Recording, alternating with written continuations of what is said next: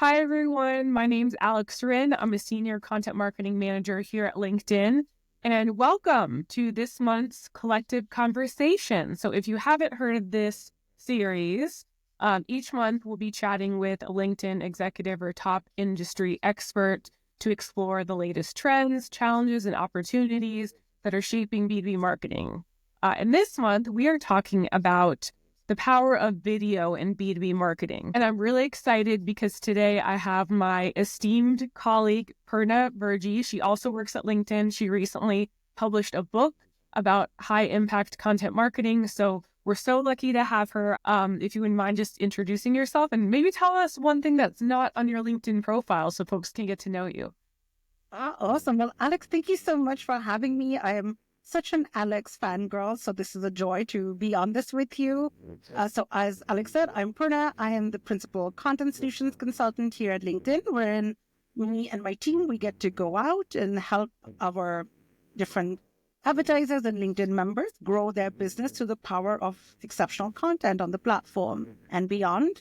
And I'm also the author of High Impact Content Marketing. And then what is not on my LinkedIn profile is, that's a hard one. Well, I'm a really avid meditator. And as a very type A, annoyingly driven person, it was so hard to get into meditation. But then I'm like, no, I'm going to type it and get really, really good at it. And now it just is so zen and so calming. And my husband says I'm much nicer to talk to after I've meditated. Nice. I love that. That's great. So let's go ahead and dive right in. And I'm really excited to hear your thoughts on the power of video in B2B marketing, because video has blown up across the LinkedIn feed. And I've seen all kinds of stats, LinkedIn internal stats, external stats about how video performs, 1,000 times better than just like a static image. Let's start with like an in and out, because people love their like what's in, what's out in the beginning of the new year. So what are 3 things that are in for video marketing in 2025? Well, I would say that the first thing, and it might not be what you expect, but is to really have fun with it. Now, it sounds super weird or bizarre, but as a creator, if you're watching another creator, you pick up as an audience when they're creating from a place of passion and joy, right? That energy just shines through the content. It'll make you want to hold on and listen, and you'll pay attention to the people that you sense have that kind of joy and passion. And now with video marketing, like all things in marketing, it takes time, it takes consistency, it takes posting regularly to really see an impact. But so how do you keep and maintain that passion and joy? So I would say that my advice would be to try to make it fun and interesting, not just for your audience, but for you as well, just by always be experimenting. Play with different music, play with different editing style, play with different hooks. Just try to make sure that you're keeping it fun and engaging for you, because that will show up for your audience. So the number one tip is to make sure that you're having fun with it. The next one, and a little bit more practical, is to get to the point really, really fast. Your opening seconds, like the first 4 to 6 seconds, are make or break. So don't waste them by just starting off with branding. Put anything branding at the end of your video. And you want to start with the value prop for the audience. So on LinkedIn, what we see do best is video content that includes like knowledge or leads with insights and learnings. And then a good way to think about your hook is to weave in humor. Again, when you make it fun, people tend to pay more attention and they'll remember you after. And so try an unusual stat, try a surprising stat, try a question, and have fun with it yourself, and it will make it interesting for your audience. And then the third one is your copy text. Yes, we're all about the video, but copy text is still very important for search, for discovery. So outline your key topics and insights in the text part as well. And remember that your caption can be clickable as well to drive action, even though nothing in the video is clickable at the time. So, and in your copy text, if you are using a video series, one little sub tip is to leverage a unique hashtag for video series. That's true. I feel like people forget about hashtags on LinkedIn. And also a good note about the caption copy, because it's still important doesn't, guarantee just because you put a video out that someone's going to watch it. The caption copy can really like pull someone in. So those are great tips. And I personally love the one about having fun, because I feel like if you're having fun creating something, it's likely that your audience is going to have fun consuming it. So love those. Okay, 3 things that are out. We're leaving them in 2024. Yes, leave them behind, leave them in the past. We don't want to go through that. And so my number 1 is winning all over your audience. So often we always like, well, what do we need to say? What should we talk about? What's important? What should I say in my video? But if you only remember one thing from this, is just remember this. Your content is not about you. It's for your audience, right? It's not what do I want to say. It's what do they need or want to hear. And video is great for generating leads and so on. But if you're only using videos to really like promote or sell, you're not going to get very, very far. So I want to caveat, like, why is not winning all over yourself and making it so audience-centric important? It's to do with our platform and our members, right? Our members on LinkedIn have high standards. They see their time on LinkedIn as a way to invest in their personal and professional growth, right? They want to come in there to learn something new, to further their careers, to connect with peers and influencers. So if you can focus on sharing content that aligns with their goals, you can go really, really far. In fact, if you're ever stuck as to like, what do I think about? I recommend answering 3 questions and finding the intersection. So the 3 questions are, what does your audience need and care about? Then what are your areas of expertise? And then third, what is your unique perspective? If you can find the common intersection between these 3, you're going to be on the right track. So start with that. The second point is overly produced or underproduced videos, right? So often we see, people might sometimes think that, if I have to create video, it has to be the most ultimate, like studio produced, Hollywood perfect video. But that's not the case. Sometimes if it's very overly produced, you can take away from that authentic connection feel, right? To really connect, especially if you are doing it for personal branding or thought leadership way, you want your audience to connect with you, to feel your essence and get to know you. So don't worry about doing anything super hi-fi. You just talk to your audience as if you're talking to your friend, and you'll do well. And while both lo-fi or like low-produced and high-produced videos can both do well on the platform, 2 things to keep in mind. 1, use the vertical format. Don't do the horizontal videos. The vertical formats do really well. And second is just make sure that your video is very clear. So even if it's lo-fi, you want to make sure that the sound is very clear to hear, and then the video is not pixelated in any way and it's very clear. And then the third one is something that I think, Alex, I know you're very passionate about as well. And a lot of our followers ask this. The third thing that's out is measuring the wrong things, right? If your only success metrics for your videos are, marketing qualified leads or sales, then you're really missing out on the big impact that video can have, right? Too often we'll hear people saying, you know what, I tried it. I don't really see an uptick in sales, and so I stopped doing it. Now, when you're creating organic content or paid content, or especially organic, there's 3 things you really want to measure. The first one is audience growth. If you are creating videos more regularly to engage and build rapport with your audience, you want to see, like, are more people seeing and subscribing to my content over time? Right? You want to grow your overall sort of reach and across different areas. The next one is content views. Now, reach isn't just a vanity metric. You want to ensure that people are actually viewing or they're consuming the content, and the right people are consuming your content, right? Under any of your posts, you can use post analytics to see who's consuming my videos. If I'm trying to reach marketers, I want to make sure, like, am I getting a lot of content views from other marketers? Yes. And then the third one is profile views. How many people are viewing your profile? Are they finding you interesting? Is your content leading them to learn more about you? That's a good success metric. And then outside of the platform, other things that you can measure are opportunities that you might gain, such as invites to speak at events or a podcast, or for the pipeline impact, or maybe your win ratio, your closing ratio. Those could also be additional halo effects of a good video marketing strategy. Those are all great for what's out. And I totally agree. It's not about us. Content marketing is really about solving the issues and the challenges of your audience. That's kind of like my definition of what I think I'm doing when I'm creating content. I have a question that comes up pretty regularly, and I know that there's not like a straight silver bullet, so to speak, answer, but everyone always asks me what is the optimal length of a video. I know it probably varies depending on like objective, but do you have any thoughts on what the optimal length of a video should be?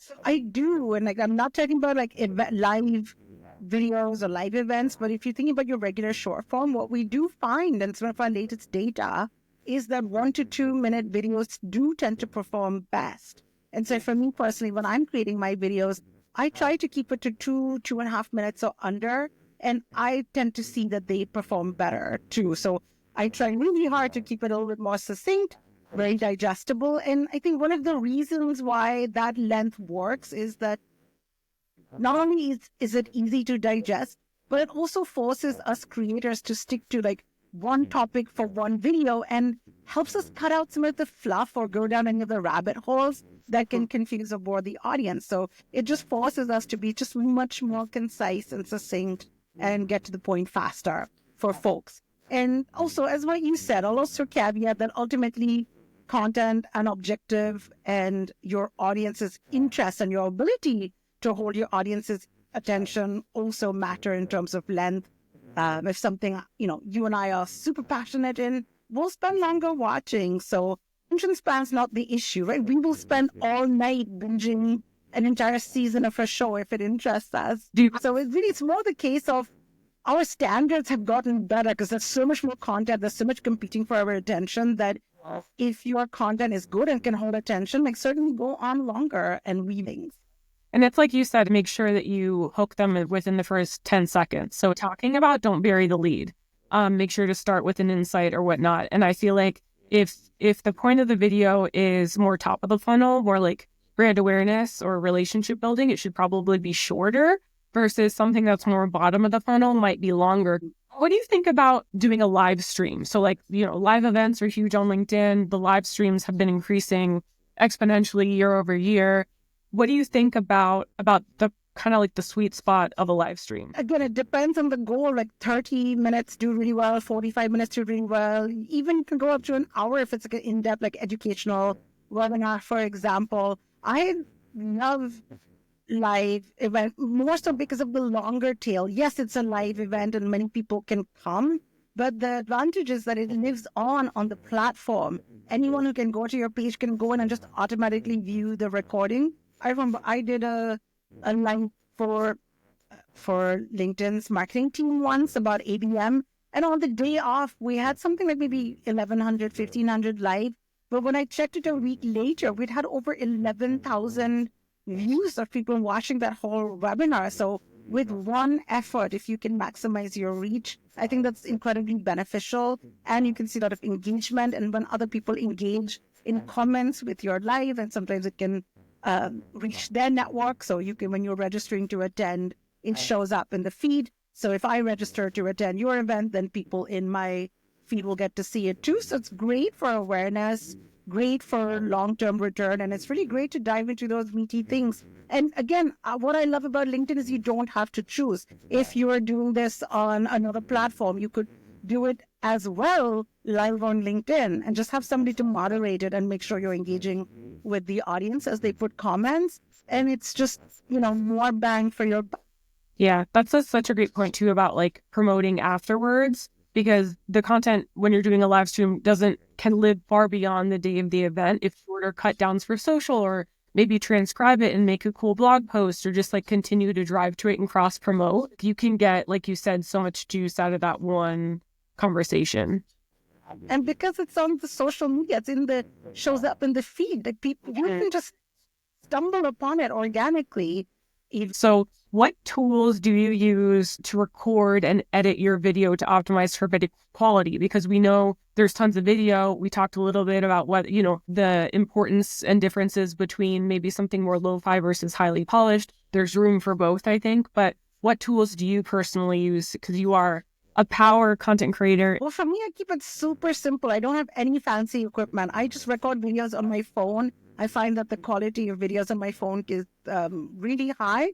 And then I just ensure I have a little ring light, and my ring light also functions as a little tripod. But gosh, even when I haven't had that, I've just sat in front of a window and used a stack of books as a tripod. So it doesn't have to be fancy. The key is, again, is my video clear? Is my audio easy to understand? Is the what's in it for me, for my audience, super clear from the start? So anyway, I'll use that. And then I will use a phone-based editing software. So I've been using CapCut to edit my videos. That allows me to, trim off the beginning and the end, or any sort of missteps in the middle. I can add in some text at the beginning. So, 80% of videos on LinkedIn are watched with the sound off, by the way. I can just get my little headline right up front. So even people scrolling can see what my video is going to be about and decide if they want to invest or not. I can add in music, like background music on that app too, which it's so important. Like, try to engage and stimulate multiple senses. So you can have a little talk and have a little video music at the background, have people focused. I can use filters if my lighting isn't great, or if I've got those 3 feet deep dark circles. Putting the stronger filters on that. So that's great. Now this is not necessarily a tool per se, but the Notes app.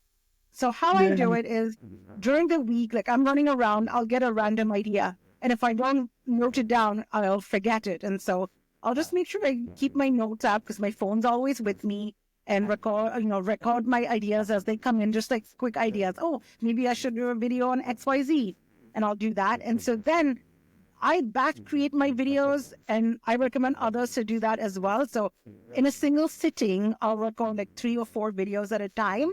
And that allows me to do is, I'm in the flow of creation. I've set up my ring light. I've set up my phone. I've done my makeup.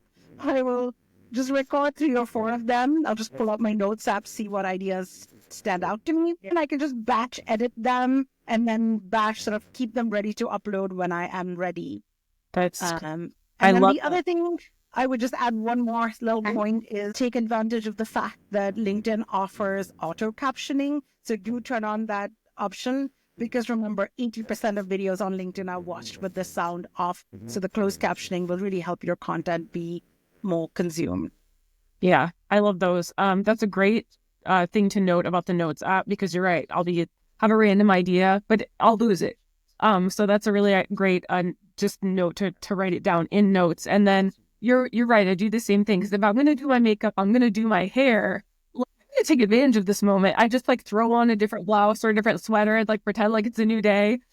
Exactly. You're just going to be, when you're in the flow, just get out, 3 or 4. And then I never have to scramble. Like, some weeks I'm inspired, and some weeks, we're not inspired. Creativity is a fickle beast, and something backed up for me from I'm not feeling it this week. The words aren't wording. The words aren't wording. That's hilarious. Okay, so what about examples? People are always asking me about examples. So what companies do you think, doesn't have to be B2B, but what companies do you think are doing video well, whether it's live streaming or short form video? What are you seeing? Oh, there's so many, which is the great thing. I spend ages on our video feed. I'll just get lost scrolling. But some companies that do both really well is, so eCornell, which is Cornell University's e-learning. So their page is amazing. Not only do they do lots of live streams, and they're on demand to watch, but they do short form really well, where they'll put little snippets out, or they'll have professors sharing little snippets. It's fascinating to watch. So I like eCornell. Corporate Natalie. I know technically she's a brand. She's also a creator, but Corporate Natalie, for anyone who doesn't follow, does this kind of parodies of, corporate life. And she just gets it. And I love how she's so on point every time. So there's a couple more that come to mind. One is SEMrush or SEMrush. They do great short form videos. And the interesting thing with them is they do a lot of humor based videos that are it's a very like in joke humor that's very perfectly tailored for their target audience. So they'll, make little fun about what's the reality of being a sort of in the weeds marketer. And it's so funny because if you get it, you really get it. And I think they do a really good job of appealing to their target audience through humor and relatability. And then on the larger brand front, I'm a big fan of Microsoft Copilot, AI, Copilot, all of these tools. They're so new. There's so much of a learning curve.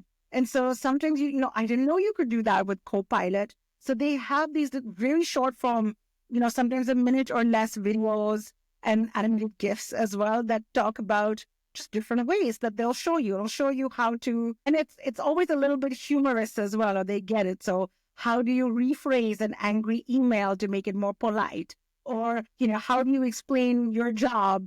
Around the holidays, they did this. You're going to be around family. Like, how do you explain what you do for a living to, your grandfather or your grandmother? So it's just silly, it's fun, but it's very educational and helpful as well because some of the principles work. So these are some of my favorite examples. And then the last one, I know there's so many, is the National Park Service in the U.S.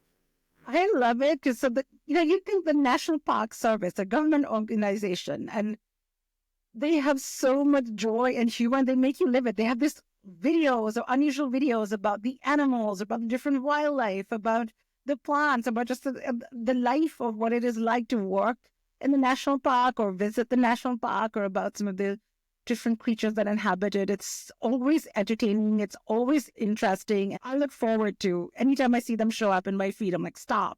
It's going to be good. That's good to know. I love all those examples. And I think what threads between all those is that people are having fun with it. People aren't taking themselves too seriously. It's not too stuffy. It's like when I see these corporate feeling videos of someone just talking very stiffly, like I'm like, who do you think you're talking to? Like humans receiving the message, like on the other side, just like you. And like, all right, I don't want to take up too much of your time, but I do want to ask you about your book. So marketing book worth a look, everyone, high impact content marketing. So can you tell us a little bit about what inspired your book and in your opinion, what high content impact content marketing is? Well, I think that my book's a great example of a personal branding success story. Like I would do a lot of events and be consistently showing up on social media. And my publisher reached out to me, like it was out of the blue. It's a regular work day. I got an email from Stephen. Hello, Stephen. Who said that, hey, we've seen you at this. Would you be interested in writing a book about content marketing aimed at practitioners? And I had also just finished reading like Shonda Rhimes' book about the year of saying yes. But really, like the more it scares you, the more you should say yes. And this was terrifying. And I'm like, oh my gosh, but these offers don't come out every day. So I should just say yes, because I also have a background in instructional design and adult learning. And to me, like what's very core to my purpose, not to get cheesy, is I love learning and I love sharing aha moments with others. Like it just lights my bones up. And so I'm like, oh my gosh, it will allow me to take what I'm doing with a few hundred people and try to reach out to a few thousand people at a time. And so I embraced it because I was terrified. It aligned with my purpose. And I said, I'll just do it. And I'm glad I did. And so for me, what high impact really means is that it's win-win-win. It's content that gives your audience like what they really want. It's what they really want to do. It empowers them, entertains them, educates them, and it also drives significant impact for you and your business. So when everybody wins, that is really high impact content. It's engaging, it's effective, it's strategic, and it helps you stand out in no other way. I'm really excited to go and read the book. Thank you for being on this collective conversation with me. That was really fun. Thank you, Alex. And thank you for all the amazing content that you put out. Like I'm a huge Alex fan, and you're really like, you don't just talk the talk, you walk the walk. So yeah, everyone follow Alex for incredible video and good like personality based content that is so engaging and relatable and just warm. Like we all want to be Alex's bestie after reading thing. You can. I'll be everyone's bestie. Thanks everyone. Take care.